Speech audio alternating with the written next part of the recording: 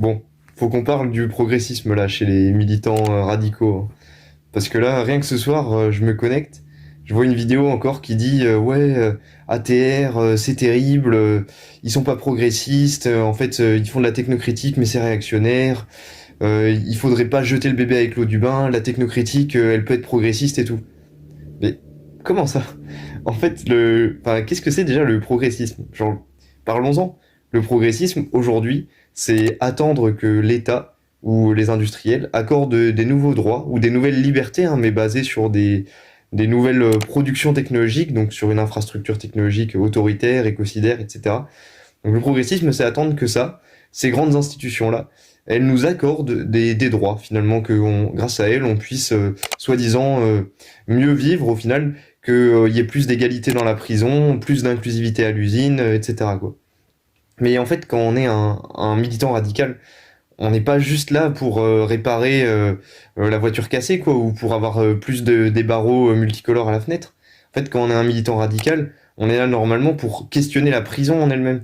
Et c'est exactement ce qu'on fait quand, en étant technocritique, on refuse le mythe du progrès. Parce que le mythe du progrès, c'est quoi? C'est de se vanter, de se flatter, d'avoir toujours plus de droits accordés par l'État, par l'industriel et garantis par l'État. Mais se vanter de ça, c'est complètement occulter le fait que l'État, c'est la superstructure, c'est la forme politique qui légitime finalement les classes dominantes et une infrastructure écocidaire. Finalement, c'est ce qui légitime l'exploitation, etc., quoi. Enfin, au final, on ne peut pas, quand on est radical, quand on se prétend révolutionnaire, on ne peut pas dire il faut être progressiste et il faudrait être technocritique en plus. C'est un véritable contresens. À l'inverse, nous, ce qu'on dit, c'est il faut arrêter avec cette espèce de mythe du progrès qui vient légitimer l'État, la technologie, le capitalisme. Et au contraire, il faut promouvoir juste, comme les anarchistes avant nous, comme les peuples autochtones avant nous, la terre et la liberté. Il faut promouvoir l'autonomie des peuples, l'autonomie des communautés locales. Et cette autonomie, c'est ce qui nous garantit matériellement, finalement, notre émancipation collective. Et c'est exactement l'inverse de ce qui serait le progressisme dans l'État, dans l'industrie, qui consiste à attendre que des puissances extérieures basées sur l'exploitation et la domination viennent nous accorder des droits à la marge, finalement, pour mieux nous garder sous leur contrôle.